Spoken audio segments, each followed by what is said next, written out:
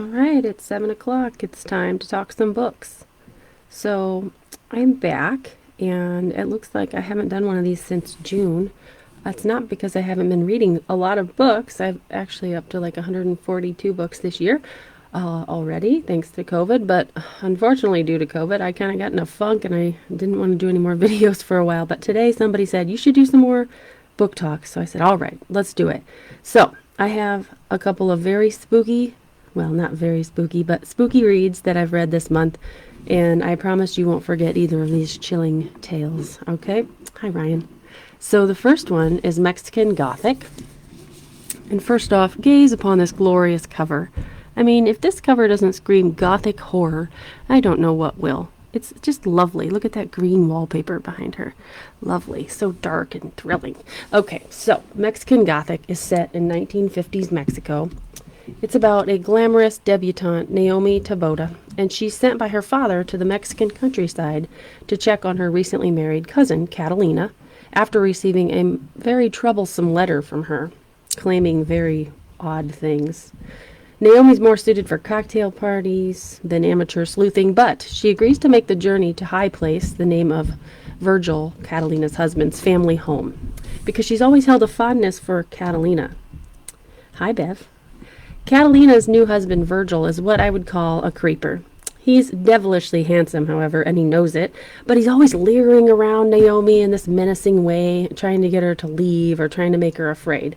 Naomi, however, is not afraid of Virgil, or of anyone else for that matter, including his ancient father, and his father's immediate fascination with her beauty and her coloring and her background.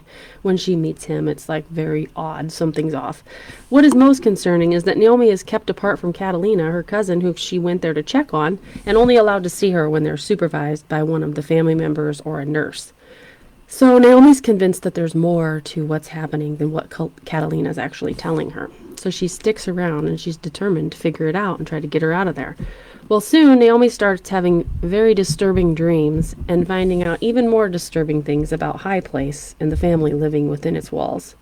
It seems the only ally she may have in the dark, foreboding place is the youngest son, Francis, but she's still unsure whether she can even trust him, because he is one of the family members. So, both mesmerized and terrified of the situation she finds herself in, our brave heroine must summon her wits and her bravery if she wants to save her cousin and escape the horrors of High Place.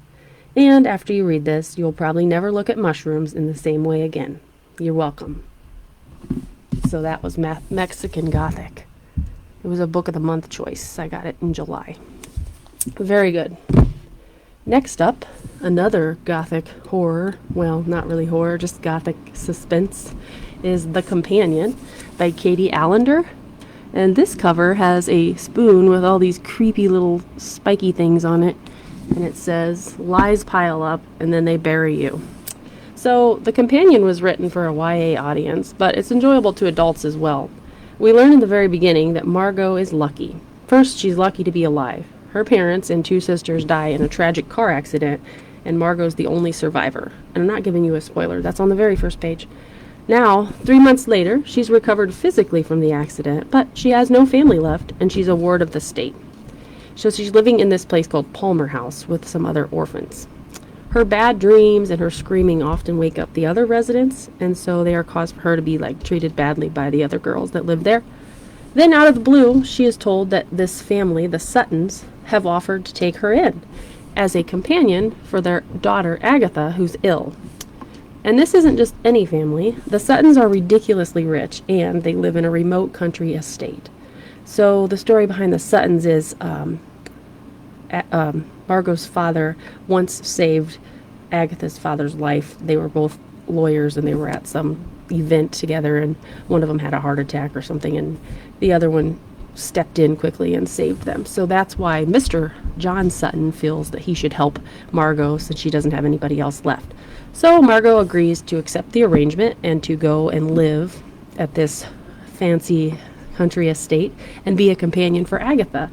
Agatha's a girl her age, but she's mute and something's wrong, but it's never quite spelled out what's wrong. But she just sits quietly staring out the window all day. And at first, Margot's happy to be living in this stately home with Agatha, Her mother, Laura, who's kind and somewhat clingy. Her father, John, who's kind of aloof and always working because he works from home. And then the handsome older brother, Barrett, who comes home a few days after Margot moves in. And she even takes a bit of an interest in Barrett. But then things start getting weird and creepy. There are rooms that she's not allowed to go in the house. There's strange things that Agatha's doing. Even though Agatha's parents have told Margot that she doesn't understand what's going on, communicate, and she's basically brain dead. Yeah, she's not brain dead. Some things she's doing and saying to Margot are being very troublesome. So there's also lots of dangerous secrets hidden within the estate's walls and in the garden. So will Margot figure things out in time to save herself, or will the lies bury her? If you like Gothic horror, you'll love this fast-paced, pulse-pounding thrill ride. And for a thriller, it's very, very clean. So there's no language or sex or violence or anything of that nature. So it would definitely be suitable for middle grade kids as well. But it's a very fast-paced, quick read. Sucks you in right away to the story. I gave it 5 stars. Highly recommend. Great Halloween read. Or any time of year. So that's all I've got. Thank you for tuning in. And I will probably do another one next week and start off with some holiday reads because I've already read them because I love the holidays, but I'd have to wait till Halloween's over, I've been told. And then I will do the holiday reads next week once we're past Halloween. So I'll post a link, and if you guys want to join me, I would love it. Have a lovely evening. Thanks.